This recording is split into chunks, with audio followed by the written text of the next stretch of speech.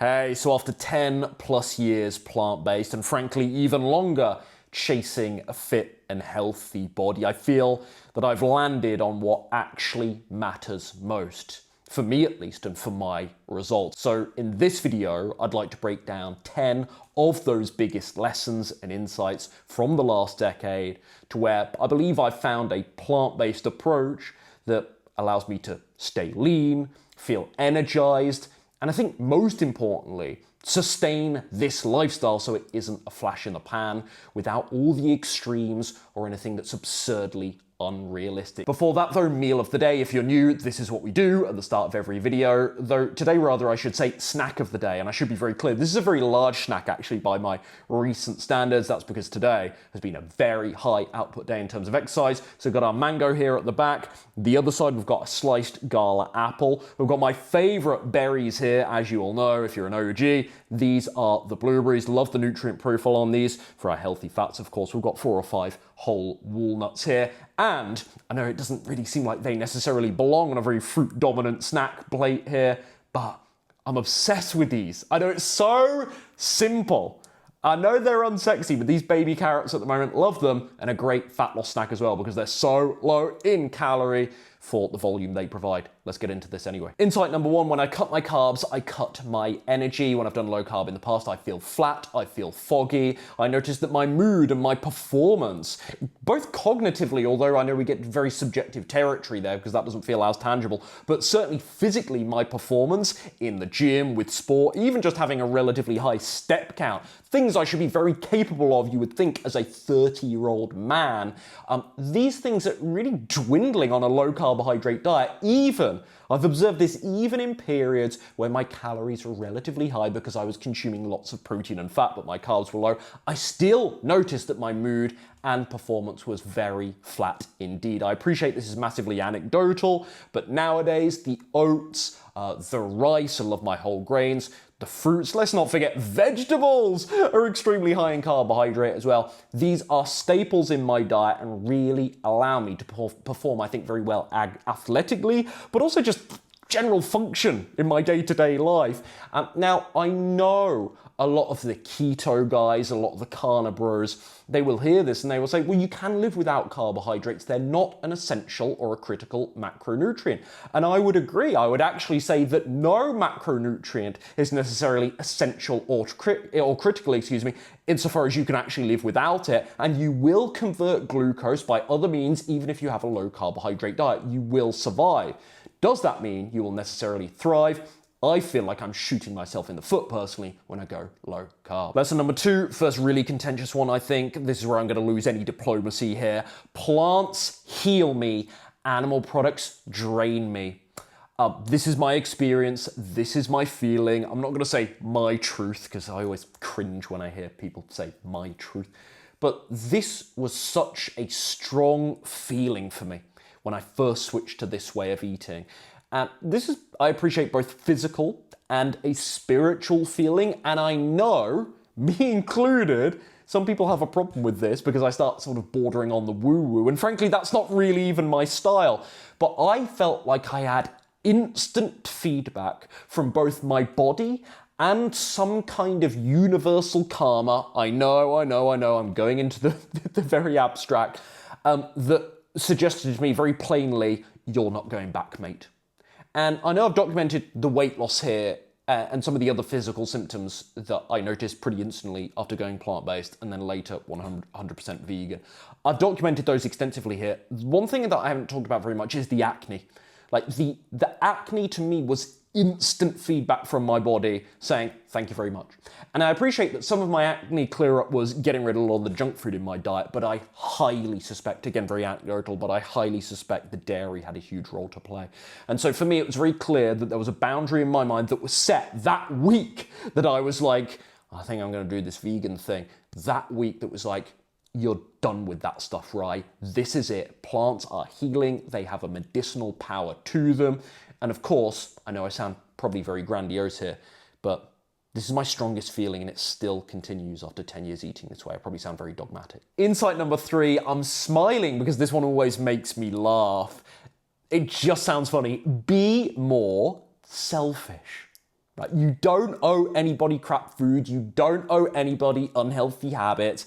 And I think at times even the most independent of us can fall victim to the perils of social conformity. When our friend is waving pizza in our face and we've had a tough, stressful day, or maybe we're on week 6 of the healthy eating plan and actually that natural motivation got some good results, but that motivation has worn away a bit now. We've been at this a while. We kind of miss some of the old nostalgic food associations and cravings of the past. It can be really, really tricky. It can be really, really tricky. I admit it.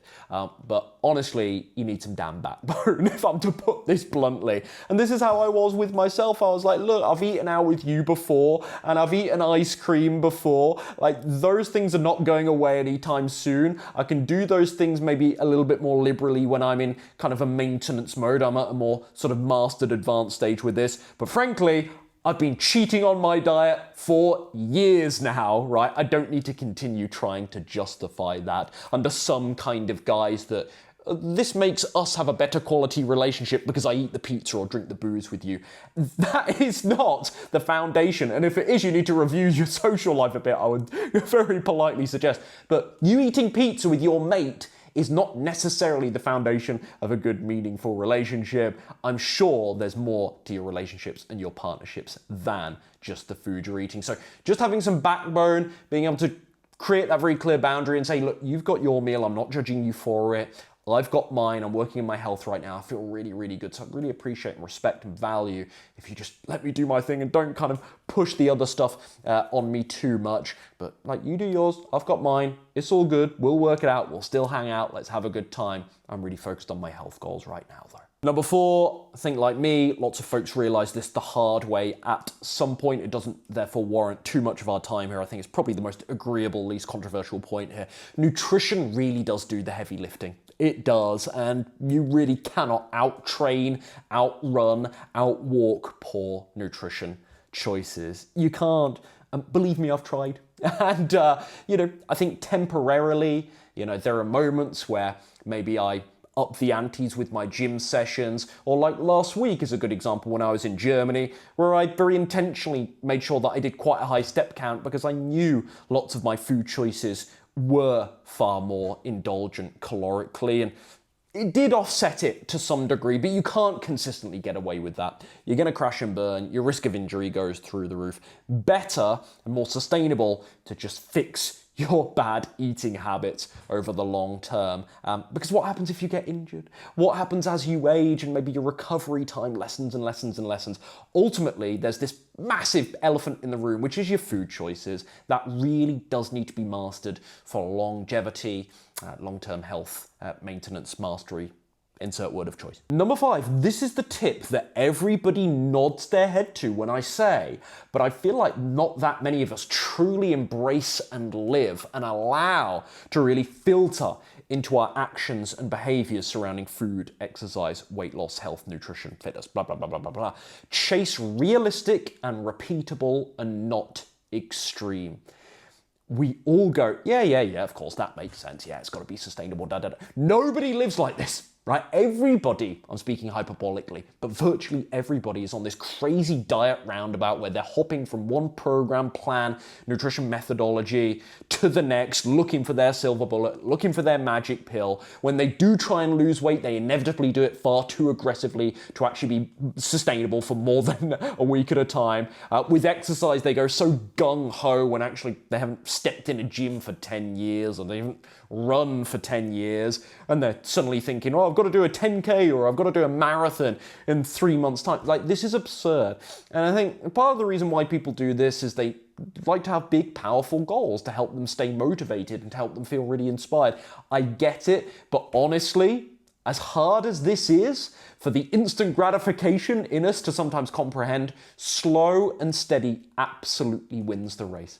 Slow and steady totally wins the race. It's just, and we all agree, like we can all see this in our behavior, but that is a mantra that is actually truly quite hard to live by. But when you internalize that kind of more slow, sustainable. I'm going to think about what's realistic for me. I'm going to think about what's practical. What could I keep doing? Like I say, that keyword, buzzword of repeatability. What could I keep doing day after day after day with my food, with my exercise, that actually will allow me to sustain this over the long term, not just some flash in the pan thing where I lose 10 pounds really quickly, but then I go right back up the scale because it's not really a system I can actually maintain. Lesson number 6, I learned this very early on in my health and fitness journey, far before being plant-based actually, but I think it really helped with the adoption of this amazing way of eating too.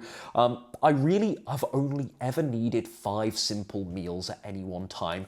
I don't need 500 fancy and elaborate recipes. You know, I've watched, the same as you likely have, I've watched hundreds of hours of what I eat in a day videos. I've bookmarked and pinned on social media, on Instagram, Pinterest, like all of these amazing, elaborate, delicious looking vegan recipes and whatnot. I get gifted every Christmas a vegan cookbook, even though I tell people I'm never going to use this. I don't like this stuff. Just give me simplicity. I've got access to all of this, but I've really just focused on having core repeatable meals. And this is actually frankly easy for me because I don't know, maybe naturally I'm a rather lazy person, but I just gravitate. I'm a creature of habit. I really do gravitate towards the previous point that I talked about, like simplicity and repetition. And I see so much how that helps me remain consistent that I just double down on it. And so as long as the meal tastes good, as long as it gives me all the nutrients I need, as long as it produces results, even if it's only an 8 out of 10 in terms of taste, because it is quite bare bones, I'm like, I'm cool. This is really good. This is enough, right? Functionality over fun. This is fine for now. So ditch the fancy elaborate stuff. I appreciate not everybody is like me. Some people, they can't eat the same meal for months at a time. Fair enough. You need to strike some kind of balance with variety that will keep you from resenting your own diet and then going and ordering pizza. I understand it, but I really encourage you towards simplicity and repetition. And every week, maybe just picking, all right, what are the 5 or 6 meals I'm going to eat this week? Number 7, organic helps, but perfection isn't required. Sure, organic is ideal where possible, but financially, the means might not be there. And I've actually got some really strong views on GMO as well. But frankly, food is so messed around with now that this is a can of worms that if you open, you go down this never-ending neurotic rabbit hole of, oh my goodness, I can't eat XYZ because everything is darn poison now and everything is toxic. And that's very much the antithesis of this video. We don't want the obsession, we want to avoid the extremes. We want to avoid anything that is overly restrictive to the extent that it is not going to be sustainable. This is my whole philosophy nowadays, and this is the approach that has finally changed my life and got me out of the quick fix, fatty stuff that I know you're very likely struggling with or have struggled with in the past also. And so I think if we set up this framework that everything has got to be 100% organic, who's going to last? I certainly wouldn't. So for me personally, what I can kind of afford, to be very transparent, is kind of like a 50% target. And what's convenient for me in the locale, in the settings that I frequent, is kind of 50% organic and 50%, turning the blind eye to, let's say, in terms of fresh produce. And I'm okay with it. I'm okay with it, and that feels practical and realistic for me. So we're shooting for organic, is my mentality.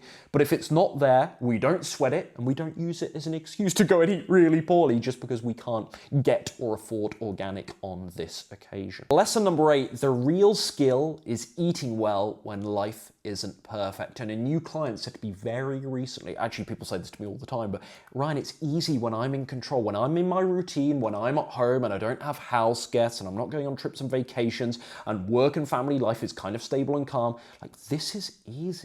But as soon as some curveball gets thrown my way, all hell breaks loose. What I say to my clients in this scenario is, don't worry, we'll work on it. Like, that's the next level of graduation. You've got to control what you can control, and you've got to make everything very predictable and very micromanaged at first and be careful about your environment.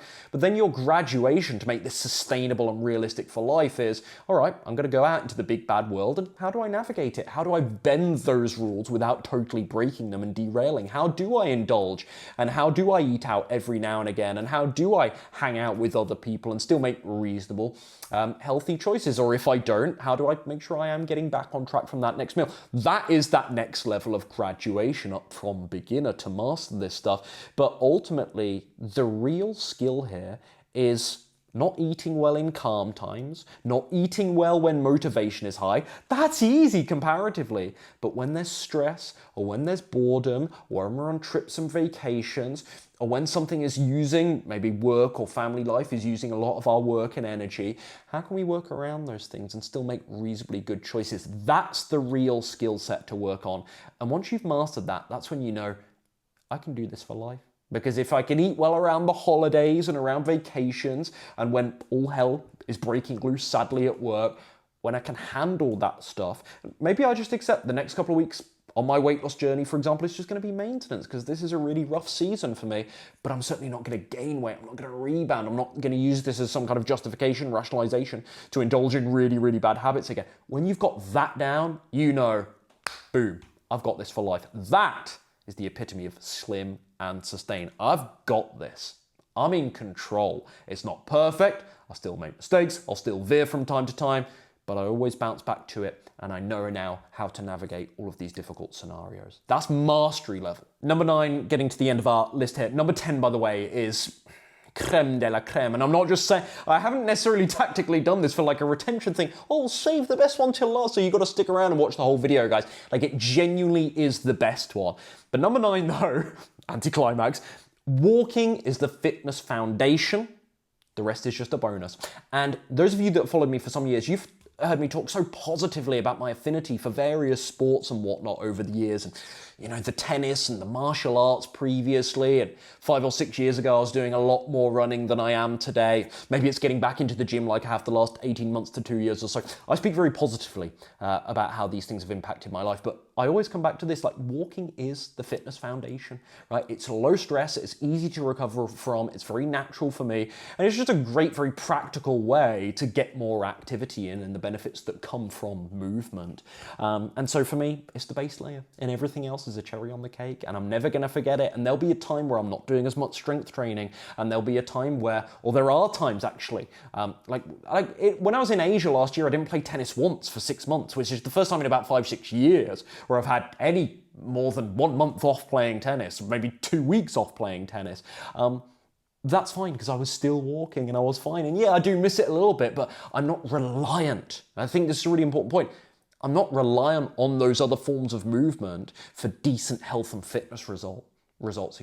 I am quite reliant on the walking, and that's why for me, it's the thing that gets protected most of all. It's the thing that, even though I get down the rabbit holes of these other forms of exercise, and I really love exploring those, and I'm so excited, you know, to get better at those, I still never overlook the walking. And lastly, but most certainly not least, number 10 is the big one. I promised you a decent one here. Better live up to expectations, hey? For me, this is the most crucial because it ties virtually everything else that I've spoken about here today together, and I actually think I cannot action the other 9 lessons that effectively without this one thing, or rather that consistently, I should say, without this one thing being in place. I think this is the thing that dragged me out of the quick fixes, the fads, the diet world more than anything else. Health stops feeling like a battle when you change on the inside. It's not about the food. Everyone who wants to talk about tactics and strategy and exercise, and is it strength training or is it cardio? Everybody arguing over darn minutia. When you actually change, what I mean by you is your habits, your identity. Identity is a bit of a buzzword now, but it just means the story you have of yourself, how you see yourself, and obviously social identity, how others see you. Your patterns, right? Your limiting beliefs. Oh, it's menopause, or oh, my doctor said I can't lose weight at this age, so just give up on it, or I'm a chocoholic, or I've got no discipline. All of these little stories and beliefs we have about ourselves. Your ability to overcome your own self-sabotage and add a handsome dose of awareness and mindfulness to your eating practices and your exercise habits. This is the stuff that's going to separate you from, again, the quick fix, let's say, dieters that, yeah, they lose weight really quickly, but where are they 2 months later? We see them in the gym every January. They're not there in March. This, for me, is what dragged me out of the absolute chaos in the mainstream health, weight loss, nutrition world. I actually looked internally and I said, no, I've got to change here, right? I have the keys to my standards and my discipline and my habits. and my routines and my behavior and my thinking, my mindset actually needs to change here. And that's going to allow me to adopt healthy eating practices without all the resistance, because you can take the healthy diet, but if the mind is in a bad place, you can't latch onto that healthy diet for very long at all because they're alien to one another. When you make these things congruent and you become the sort of person that lives a fit and healthy lifestyle. I appreciate this is abstract and conceptual, but stay with me. When you become and channel the thinking of a person that lives a healthy, fit lifestyle, well, the abs, the low cholesterol, whatever the markers you're looking, the low risk factors for major chronic disease, they are a simple byproduct of you embracing the process and lifestyle without all of the resentment and resistance that you had on those former attempts to master your health. That's when health stops feeling like this big battle all the time. So if you're scratching your head, constantly wondering like, why is this so hard? Why is this such a fight? Because you, my friend, have not actually changed that much. And that's why for me, this was the critical point. My mindset, my behavior needs to change. That's going to allow me to latch on to healthy living in a way whereby I don't feel like I need to escape it with the binge eating, with the long Netflix sessions where I'd sit down with pizza and then by the third episode of Prison Break, I'm cracking out the Ben and Jerry's as well, and suddenly I've consumed 4,000 calories in about 2 bloody hours, right?